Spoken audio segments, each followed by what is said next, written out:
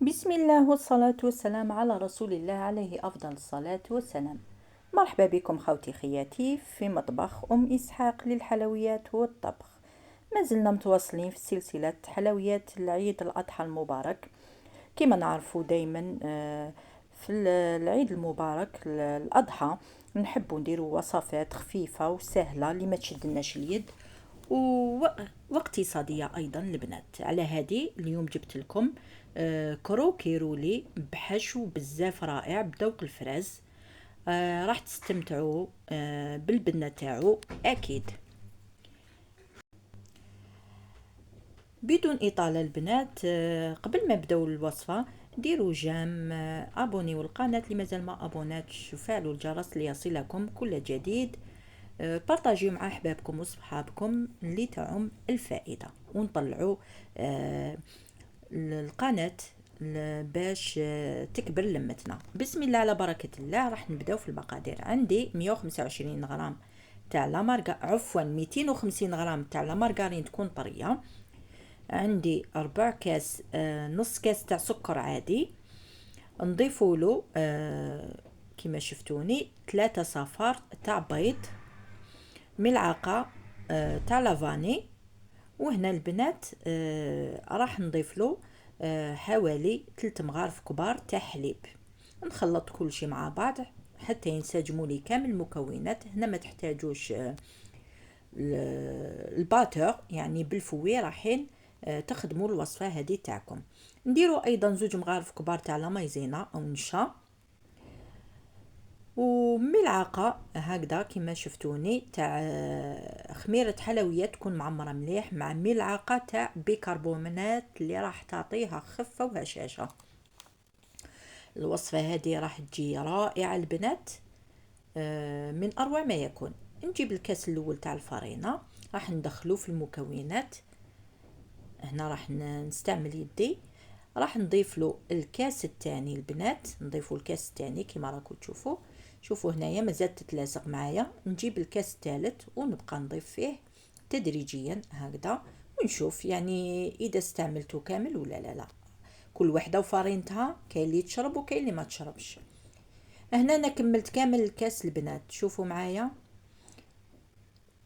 شوفوا مازالت العجينه تلاصق في يدي. على هذه كملت الكاس الثالث كامل. يعني هنايا خدات لي في المكونات هادو كاس كامل 3 كيسان عفوا تاع فرينه، يعني قعدت لي حوالي ملعقه فقط كبيره. جبت هذاك الباية تاع البيض اللي كنت فصلته في الاول البنات، ودرت له قريصه تاع الملح. راح نخلطه فقط بالفوي، نخلط مليح مليح، ونضيف له كيس تاع فلون بذوق الفراز. يعني هنايا ما رايحين نضيفوا السكر، راح نكتفيو بهاد بحلاوه الفلون. نخلط مليح البنات، وباش نتحصل على هذاك اللون الشباب راح نضيف لا باتاغون تاع الفراز.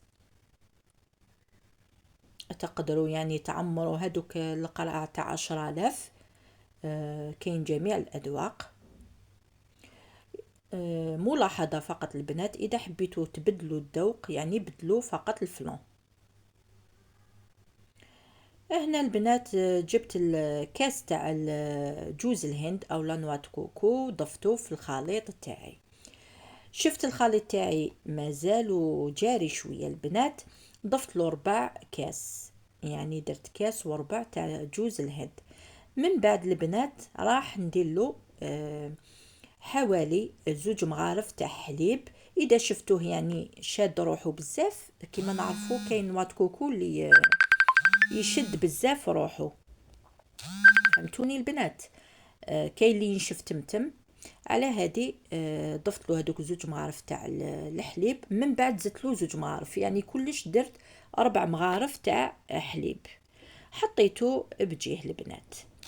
من بعد جبت العجينه تاعي، قسمتها لقسمين هكذا بهذا الشكل، وجبت كيس بلاستيكي.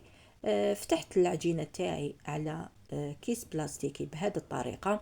نسوي الأطراف البنات باش تجيني يعني متساوية، يعني تجيني الكاري تاعي مستطيل هكذا، ونفتح بالحلال. هنا حاولوا ما تفتحوهش رقيق بزاف حتى يتشقق لكم، وما تفتحوه ما تخلوهش خشين ايضا.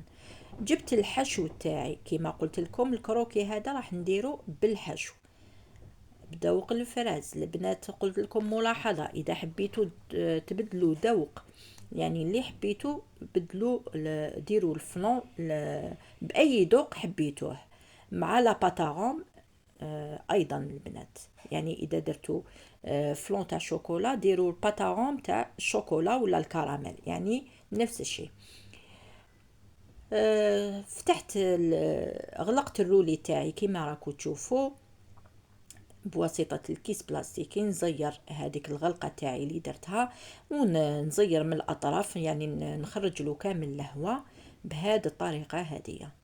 نسقمو مليح، يعني هنا حاولوا تسقموه بالكيس تاع البلاستيك باش يجيكم حربوش شباب هكذا البنات. ونروح بنفس الطريقة ندير الحربوش الثاني.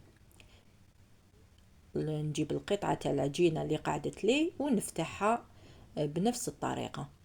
نفتح هكا العجينة تاعي ونروح نسقم لها الحواف تاعها، يعني باش تجيني ان كاري متحوف ونقدر روليه بكل سهولة هكذا. ونجيب الحشو تاعي المتبقي ونبسطوه هكا كامل فوق العجينة تاعي. ملاحظة البنات، خلوا 1 سنتيمتر في الأطراف يعني باش الحشو تاعكم ما يخرجش.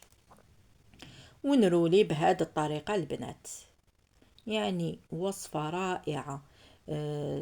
راحين تحضروها في العيد الكبير. كما نعرفوا العيد الكبير من نحبوش هذوك الوصفات اللي يشدونا اليد واللي ياخذوا وقت كبير من وقتنا، وخاصة نحبوا هذوك الوصفات الاقتصادية مع خاصة اللي شراو كبش العيد، يعني يحبوا يديروا حاجة خفيفة كما هاد الوصفات. نجيب السنيوة تاعي نحط الحربوش تاعي في السنيوة مرشوشة بالفرينة، نتقبو نحطو يطيب على 180 درجة. نروحوا للكلاصاج البنات. هنا عندي 2 كيسان تاع سكر كلاص، 2 مغارف تاع زيت، 2 مغارف تاع حليب. ونفتحوا هكذا او نلموا البنات بالعصير الليمون هكذا. هنا تاخذ لكم حوالي عصير حبة تاع ليمون.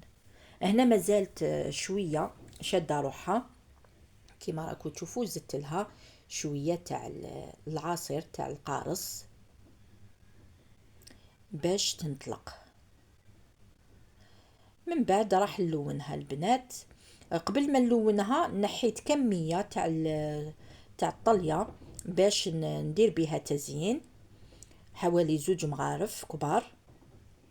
ودرت لونتها بلا باتاغون بذوق الفراز ايضا البنات. هنا هم يقطبوا لي البنات، راح يطيبوا لكم شقين ما تنخلعوش يعني بطبيعه الحال راح يتشقق معاكم، خاصه كي تزيدوا تحمروه من الفوق.